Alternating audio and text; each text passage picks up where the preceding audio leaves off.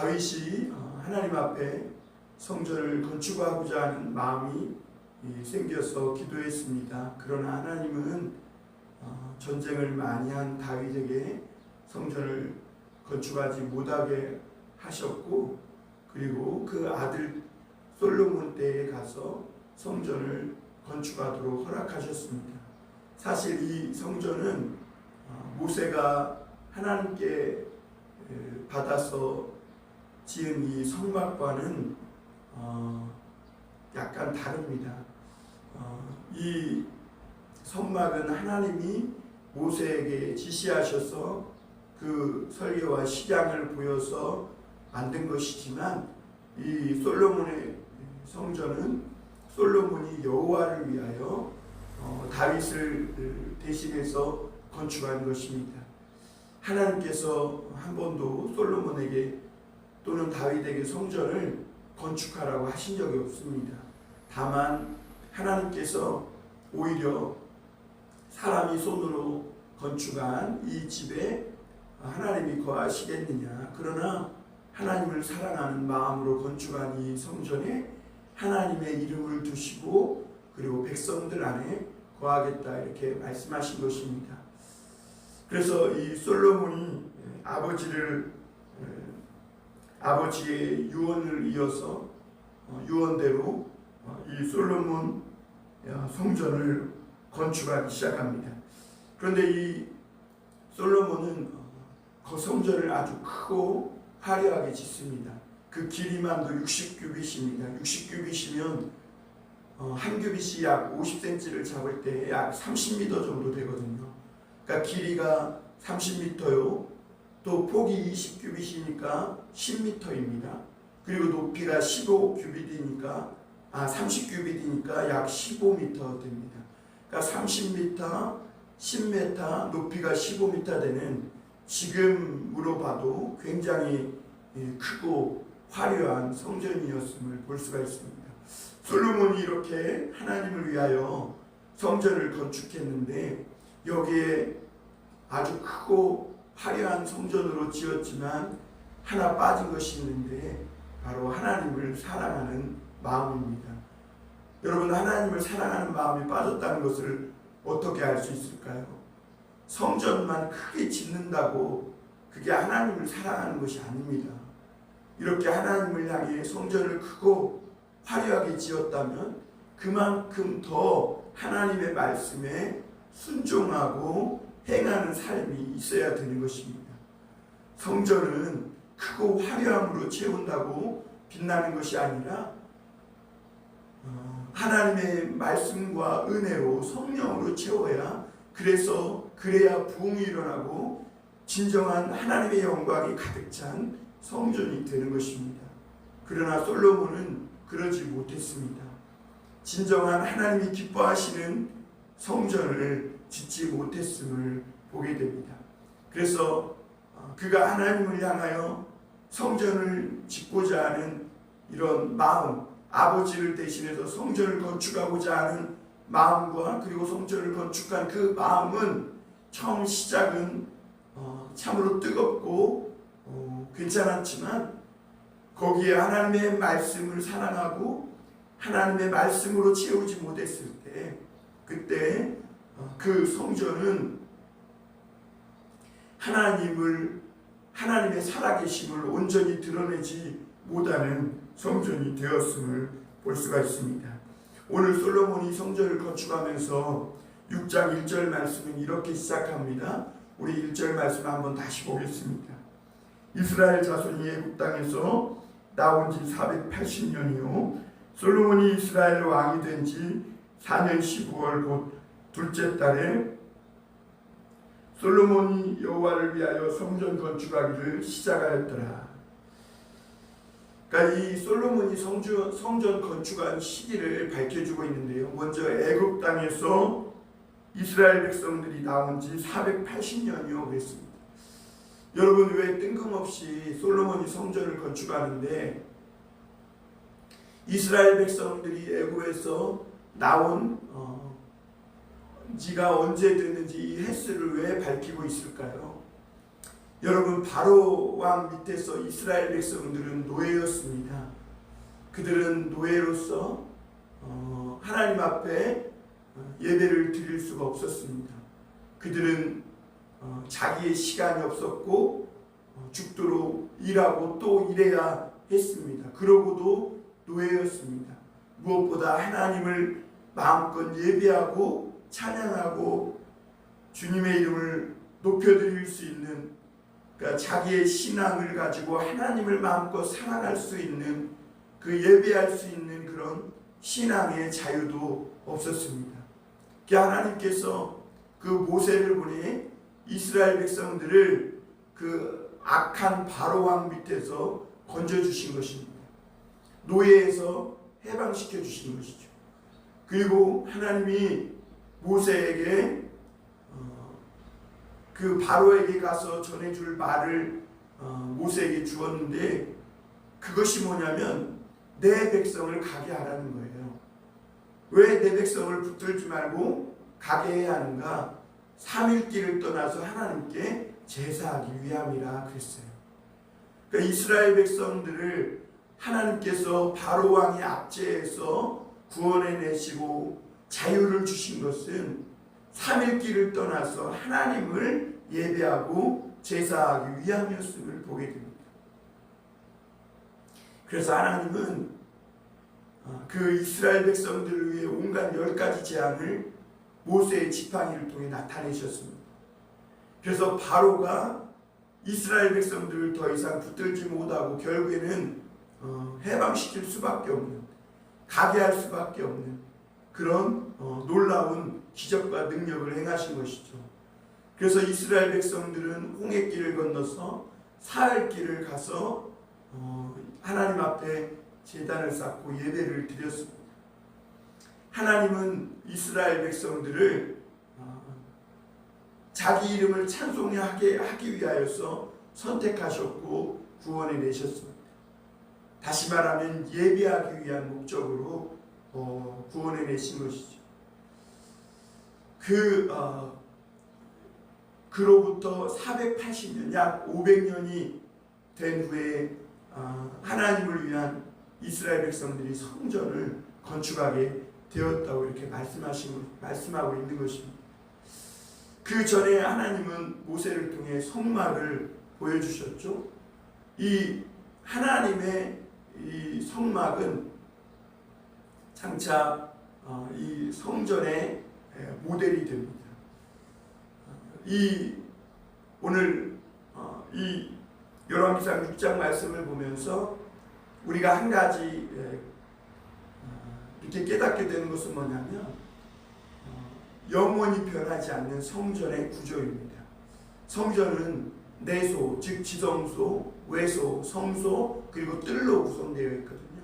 이 성전의, 여호와의 성전의 구조는 변하지 않습니다. 원래 성막을 지을 때 하나님은 그 성막의 내부를 아카시아 나무, 그러니까 이스라엘 땅에는 백향목과 같이 아주 좋은 제목이 없기 때문에 이 아카시아 나무를 깎고 다듬어서 성벽, 그 성막 내부를 두르는 그 나무로 사용했습니다. 그리고 거기에 금을 입혔습니다. 이것은 굉장한 의미를 담고 있는데요. 아카시아 나무는요, 나무 중에 가장 못난 나무고 몹쓸나무고, 참으로 이 나무를 널빤지나 어떤 목재 인테리어로 쓰기 위해서는 옹이가 많고 이 아카시아 나무가 워낙 단단하기 때문에 굉장히 많은 손이 가고 다듬기를 아주 수십 번 해야 그나마 조금 널빤지로 쓸 수 있을 만큼 그렇게 어떤 모양새가 갖춰지게 됩니다. 그러듯이 여러분, 그것은 무엇을 의미하냐면 정말 하나님은 그 우리와 같이 아무 쓸모없고 정말 어디짝에도 쓸모없는 이런 우리들을 다듬고 다듬으셔서 금으로 입혀서 이 하나님의 임재가 있는 이 성전을 지어가는 그 벽들로 사용하신다는 것을 의미합니다. 그런데 이 솔로몬 성전은 백향목을 가져와서 아주 좋은 목재로 그냥 딱딱 끼워만 맞추면 될 수 있는 그런 백향목으로 성전 내부를 두른 것을 볼 수가 있습니다. 그 성막과는 이미 많은 차이가 있는 것이죠. 그리고 이 성막을 굉장히 크고 높고 화려하게 지었던 것을 볼 수가 있습니다. 그리고 오히려 이 모세의 성막에는 번제단, 이 성막 안에 그 성소 안에 떡상, 등잔, 그리고 분향단이 이렇게 있었고 그 안에 지성소에 언약궤가 있었습니다. 이것은 특히 놋제단이 이 모세의 성막에는 있었거든요.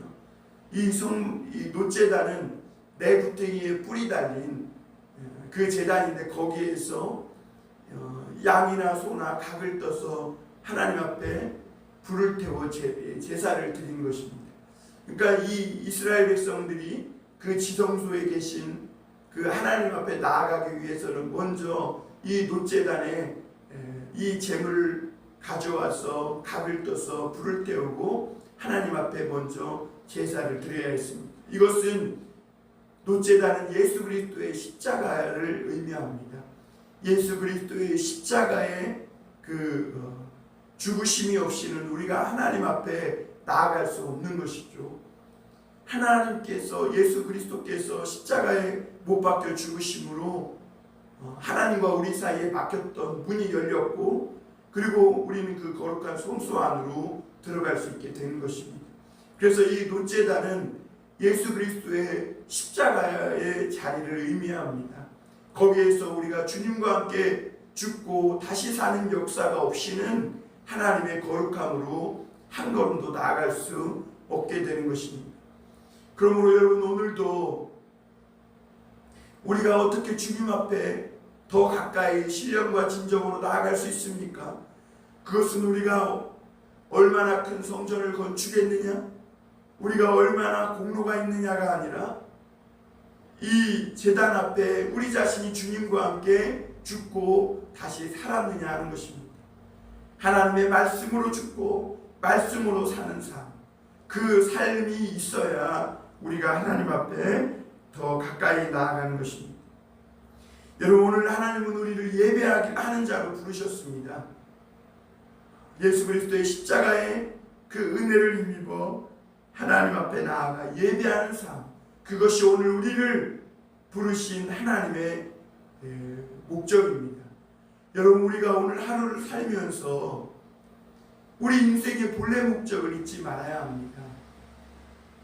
오늘 하나님께서 우리를 성전 안에서 부르시고 나오게 하신 것은 3일 길을 떠나서 하나님 앞에 예배하라고 그 모든 종과 노예에서 해방시키신 그 이스라엘 백성들을 3일 길을 떠나서 예배하게 하신 것처럼 오늘 우리도 세상에 사로잡혀서 세상의 죄의 노예가 되어 있고 세상의 탐욕과 온갖 욕망의 노예가 되어 있던 우리를 해방하신 것은, 그리고 우리를 십자가에 못 박아 죽게 하신 것은 예수 그리스도로 말미암아 다시 살아 하나님 앞에 나와 예배하기 위함인 것이죠.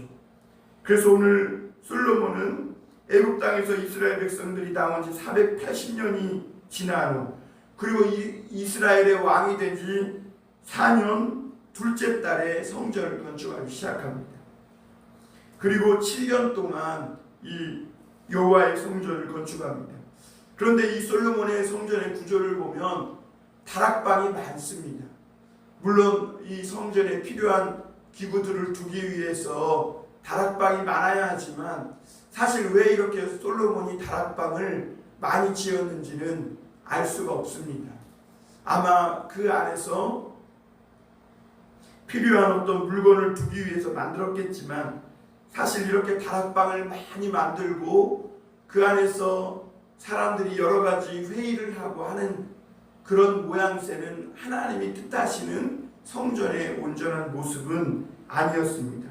아마 솔로몬은 이렇게 크고 화려한 성전을 만든 것은 이방 신전을 아마 본따서 그들에 비했을 때 지지 않을 만한 그런 성전을 만들기 위해 아마 만든 것이 아닌가. 그리고 이 다락방을 많이 만들었다는 것은 아마 이것도 이방 성전의 형식과 구조를 그대로 가져온 것이 아닌가라는 것을 보게 됩니다. 그리고 이 지성소 내부를 만들었는데 이 지성소 내부에는 그룹들이 있어서 한쪽 날개가 5m, 5m, 5m, 5m 두 그룹이 양쪽 날개가 합하여 10m, 10m에서 그 내소 폭이 20m가 됩니다. 그래서 두 그룹이 그 날개를 펴서 이쪽 벽에서 저쪽 벽에 닿게 그렇게 만들었습니다. 사실 이 내소 안에는 하나님의 언약궤가 있고 두 그룹이 서로 날개를 맞대고 이 하나님의 이 언약궤를 감싸고 있는 것인데 그 모양과는 약간 사뭇 다르게 만든 것을 보게 되죠.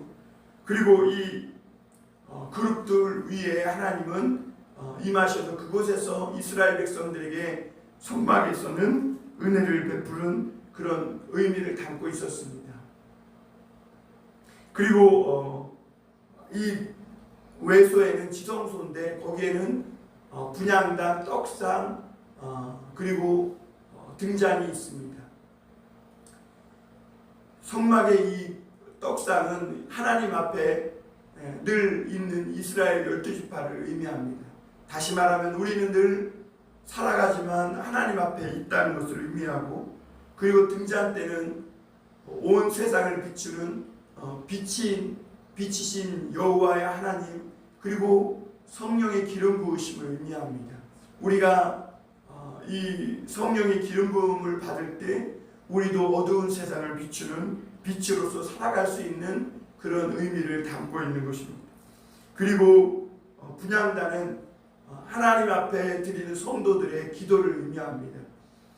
하나님 앞에 자신을 불태워서 드리는 그 기도가 이스라엘 백성들과 하나님 사이에 드리는 그런 기도, 중보 기도가 되고, 그 기도를 받으신 하나님은 향단의 기도향을 가지고 하늘나라에 올라가서 그 향을 다시 쏟는 그 계시록 말씀을 보게 되는데, 그것은 우리 기도가 하나님 앞에 상달되어서 응답되는 것임을 말씀하고 있습니다.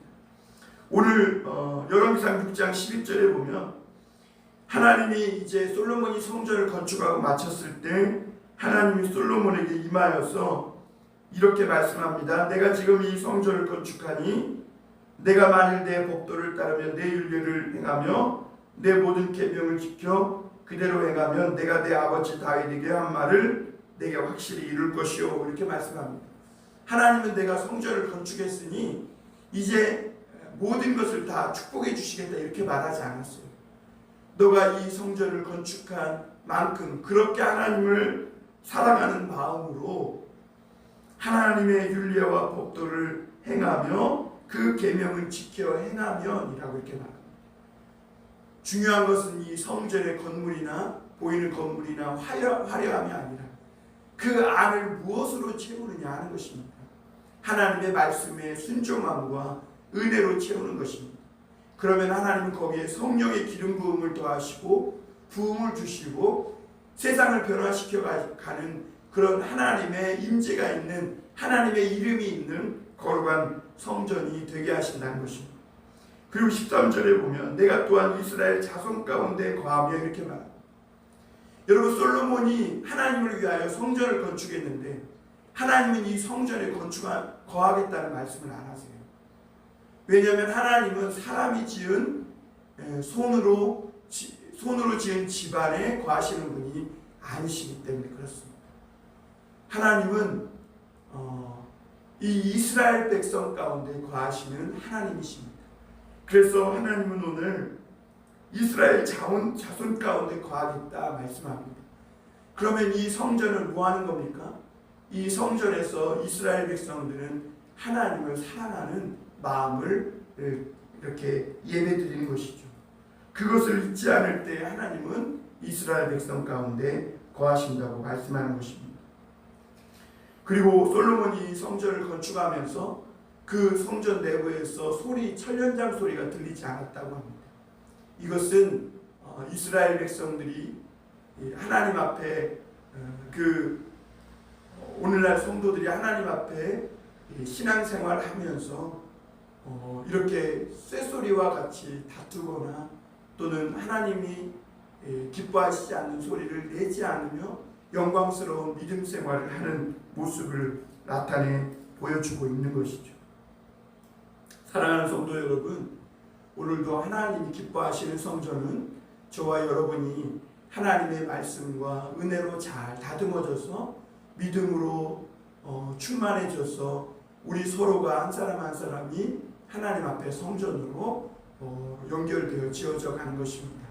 오늘 우리가 하나님의 성전이 되어서 우리 속에 하나님의 말씀으로 채우고 성령의 기름 부으심으로 은혜 받았을 때 그때 우리가 진정한 하나님의 임재가 머무는 성전이 되는 것이죠.